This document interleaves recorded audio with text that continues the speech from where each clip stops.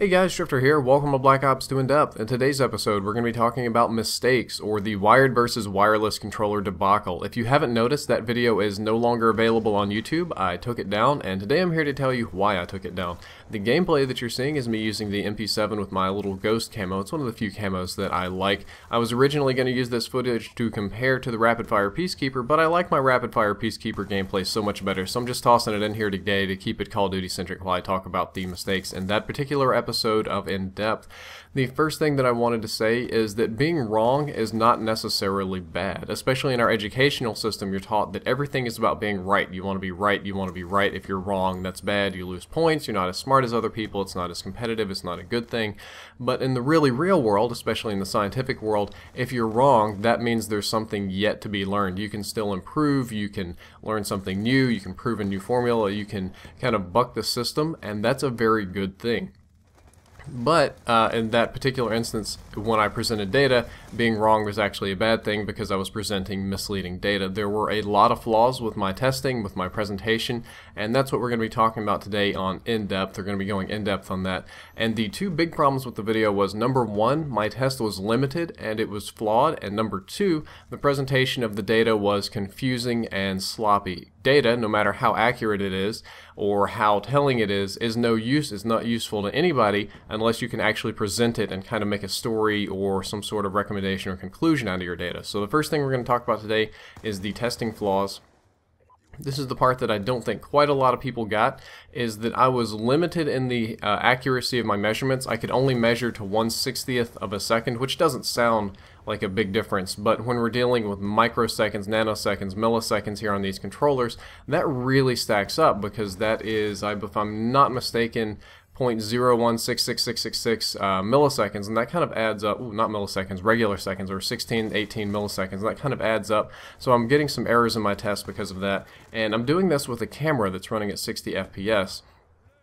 To make it work in the low light settings that it was operating in, and to make it focus on the TV and my fingers and a lot of things, I had some motion blur on the video. So when my finger was hitting, not only would it occasionally hit in between frames, which is a bad thing because that means I have to guess at which next closest frame it's hitting at, but sometimes the finger was just blurry, and that really screwed up my guessing. That means that on top of the rounding errors from the resolution being only 1/60th of a second, I'm getting human errors because I'm guessing when my finger is hitting the button.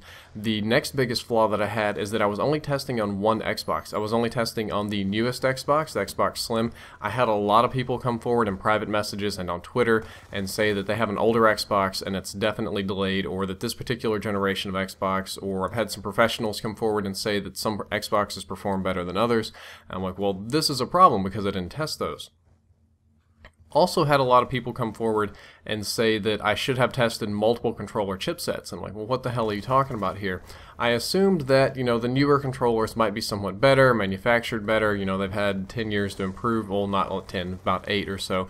But some people came forward and said that there are 3 or 4 different versions of the chipsets in the controller. So the first generation wireless controller, 2 years out, 4 years out, 6 years out, 8 years out, they're all using actually different chip architecture, and the performance is different. Same with the wired controllers. The wired controllers have been improved, and a better test would have tested all 8 of these different sets of controllers, which would have probably yielded some different results, and especially against different Xboxes. So we're up to a permutation of 24 tests here, and I didn't do any of that. Not only did I not do that, I didn't know that there were different sets to test, so this is definitely a bad thing.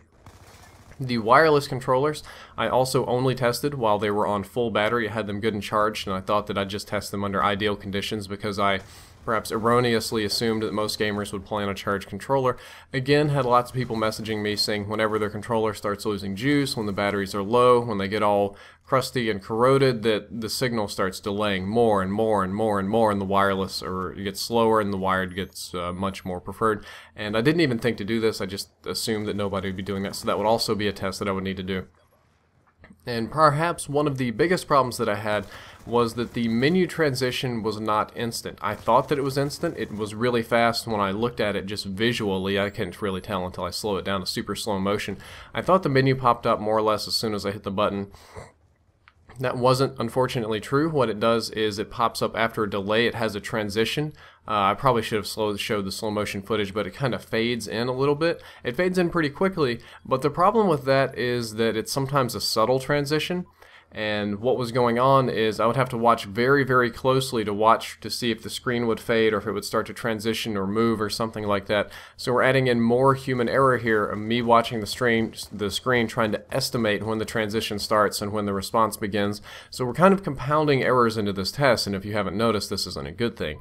Now, to the later part, which is the bigger problem, is my presentation flaws. This is where you can really, really go wrong with science, and some of the things I'm going to talk about here will show you how to read a scientific paper maybe later on and see who's full of crap and who isn't. My number one presentation flaw, the one thing I definitely would have done differently, is that I actually was not testing Scuf controllers. Now you're going to say, but you did test Scuf controllers. I was like, yes, but I just tested them like a normal controller. I assumed that most of the audience would know that a Scuf controller is not a manufactured controller. They buy them straight from Microsoft, and then they modify them with all the parts and buttons and gizmos and stuff. So a Scuf controller is essentially a nice standard Microsoft Xbox controller, but it's got a lot of augmentations on it. And I just thought people would assume it's a regular controller, and when I had Scuf Wired and Scuf Wireless, it was just a label so that I could keep my data set straight. A more appropriate test would have just said Wired 1, Wired 2, Wireless 1, Wireless 2, and not have mentioned that they're Scufs, or maybe not even use Scufs. But that kind of screwed up. It kind of hurt the Scuf brand because a lot of people walked away thinking that Scufs respond slower, which they don't, because we're going to get to that later about the data. So that was a pretty big screw up. A lot of people were thinking I was testing regular versus Scuf when I was just testing wired versus wireless. The data that I presented to all of you, I presented it more like engineering data, more like a scientific paper data, and I assumed a highly literate audience on statistics, on standard deviations, on resolution errors, rounding errors, human errors, and all this sort of stuff. And some of you get that. Some of you do. Some of you are very brilliant. Some of you are very bright. Some of you are bright, but you just haven't experienced this sort of stuff yet, so you don't know what to make of it. Some of you have never had a statistics class, and unfortunately, that is a big problem. Because of this, a lot of people walked away taking the wrong information with them. I tailor the data for a highly technical audience, for like a scientific paper, but I should have been making it for a lay audience, for an audience with mixed understandings. We're going to have some brilliant people there, we're going to have some dumb locks, we're going to have a lot of people in the middle, and I should have simplified the data and made it more easily digestible. The problem is that I showed numbers, but I didn't explain it until afterwards. I should have explained the numbers more before, because what unfortunately too many people did is they looked at the numbers and they said, okay, I know, and then they just bounced out and they didn't listen for the explanation. So the numbers that I originally had showed the controllers responding at different amounts of time in milliseconds, and then some pretty huge plus or minus bounds on the range and some resolution errors. And for all intents and purposes, what was going on is that they were all responding exactly the same. But because I had so many errors, and because rounding is a little bit funny because you go up a frame or down a frame, they were a little bit different when I presented them on average, but when you factor in the errors, they're the same, but not everybody got that, so that was really screwed up, and people were thinking the controllers were responding at different times, even though I was saying, like I said in the video, they respond at exactly the same time. My inbox was still filled with people, I can't believe this controller is slower than the other. And that's bad. I should have rounded them more. I should have used significant digits, or maybe not even rounded beyond significant digits, or had some sort of better explanation. But the takeaway from the video was just not what I intended. I should have explained the error percentages better, because a lot of people got it. I would probably say about half to maybe 2/3 of the audience got it. But unfortunately, about 1/3 of the audience was taking away the complete opposite message of what I intended, which is my fault, because I'm the guy that got the data, I'm the guy that knows the audience, I'm the guy that's supposed to present it to where everybody can understand it, and however happened, I didn't do that, and I screwed it up. So what I'm going to do is I'm getting new equipment, I'm calling in some favors, I'm going to redo this test, I'm going to be testing more and better than how I did last time, and the next time I do the video, I'm going to retailor the sort of data so that everybody will get it, and hopefully we'll get a definitive answer here at the end about wired versus wireless controllers. And I am sorry that I presented this as is, and I'm sorry that I did not do a better job at testing. I apologize for that, and it won't happen again. Well guys, that's all for this episode of In Depth. I hope you enjoyed it. I hope you learned something useful. If you'd like to check out the previous episode on the Rapid Fire Peacekeeper, you can click the box on the left. That'll open a new window. If you'd like to check out my iPhone app where I teach you how to build classes, you can check out that link in the middle. It's not the link in the middle, it's down there in the description. In the next episode, I hope I'm going to have a very definitive and much better wired versus wireless episode for you. And as always, if you enjoyed the content, don't forget to like, favorite, and subscribe. Drifter out.